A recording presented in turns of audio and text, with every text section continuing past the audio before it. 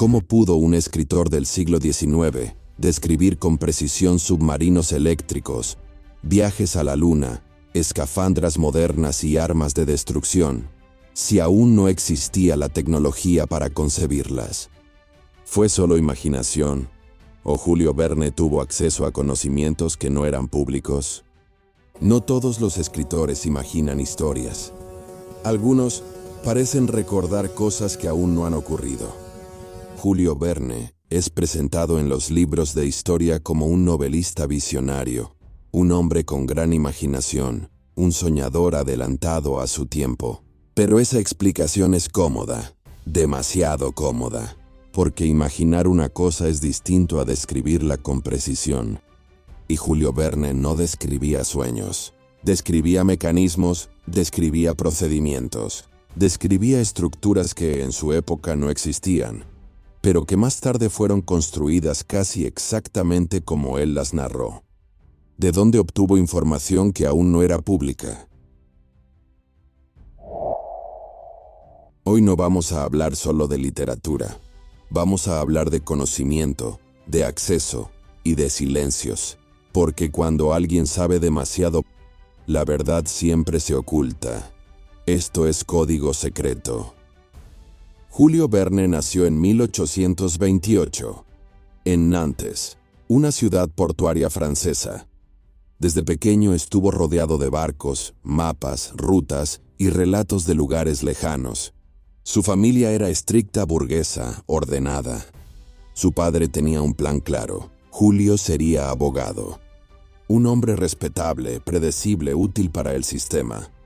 Pero a los 11 años le ocurrió algo muy raro. Julio Verne intentó huir de casa.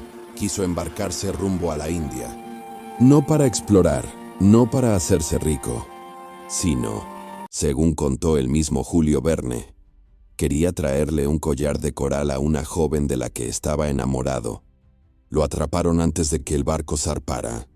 Ese acto no fue una travesura. Estaba muy enamorado. Al no poder cumplir con este deseo, Julio Verne cumplió con lo que su padre exigía. Estudió Derecho, se formó como abogado, pero nunca perteneció realmente a ese mundo. En París comenzó a frecuentar teatros, círculos intelectuales y sociedades científicas. No era un bohemio sin rumbo, era un observador silencioso. Sus primeros escritos fracasaron, no conectaban, no vendían, no dejaban huella.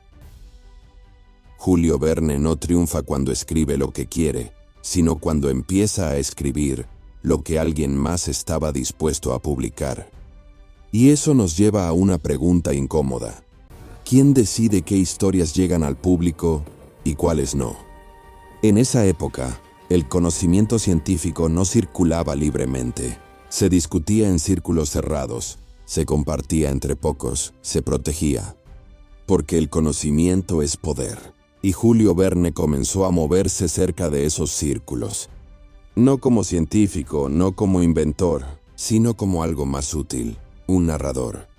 Hay que mencionar que Julio Verne pudo haber pertenecido a alguna logia masónica de la época, pues su familia sí pertenecían a la masonería. Julio Verne tuvo acceso a bibliotecas privadas, documentos técnicos y conversaciones que no estaban al alcance del ciudadano común. Su entorno y la gente con la que él se codeaba eran personas muy cultas.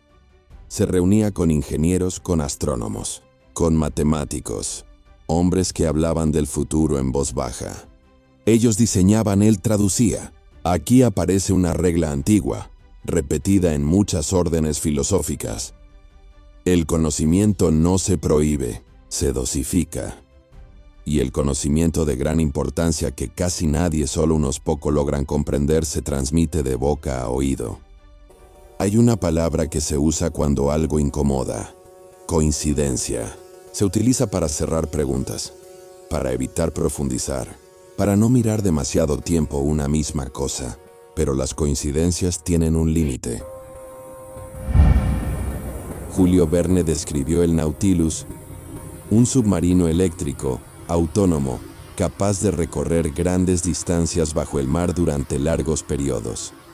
Décadas después, Los modelos reales comenzaron a parecerse inquietantemente a su descripción. Lo mismo ocurrió con el viaje a la Luna. Verne habló de un lanzamiento desde una región muy específica de la Tierra. Habló de una cápsula tripulada. Todo eso ocurrió. Entonces la pregunta no es si se equivocó poco. La pregunta es, ¿quién le explicó cómo funcionaría el mundo antes de que funcionara? Porque incluso él hablaba de dinamita cuando aún no se había descubierto. Para entender a Julio Verne hay que entender algo más profundo. La ciencia del siglo XIX no era democrática. No cualquiera podía acceder a ciertos debates. No cualquiera podía leer ciertos documentos. No cualquiera podía participar en ciertas conversaciones. La ciencia era poder, y el poder no se comparte sin control. Julio Verne se convirtió en algo muy específico, un puente. No inventaba tecnología, la traducía a relatos que parecían inofensivos. Pero bajo esa capa, había conceptos que solo algunos podían reconocer. Tal vez sus libros no estaban escritos para todos por igual. Tal vez algunos lectores veían solo entretenimiento, y otros veían instrucciones conceptuales. Julio Verne también nos habló del centro de la Tierra, y no de forma superficial. Pero ojo, no es solo fantasía aventurera. Verne usó el conocimiento científico en la novela. El profesor Otto Lidenbrock descubre un manuscrito antiguo que describe una entrada al centro de la Tierra por un volcán en Islandia, Sneffels. Desde ahí descienden a un mundo subterráneo con océanos interiores, vegetación prehistórica, criaturas extintas, capas de la Tierra como mundos superpuestos. Verne era obsesivo con mapas, capas, números y medidas. El viaje tiene distancias, tiempos y coordenadas precisas. Julio Verne no afirmaba literalmente que el centro de la Tierra fuera habitable, pero tampoco lo descartaba del todo. Usó la ficción para plantar una duda científica y filosófica. ¿Cuánto de nuestro mundo sigue sin ser explorado, afuera y adentro? Hoy vivimos en el mundo que Julio Verne describió.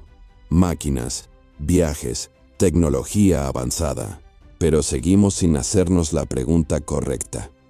¿Quiénes están escribiendo ahora las historias que normalizan el futuro que viene?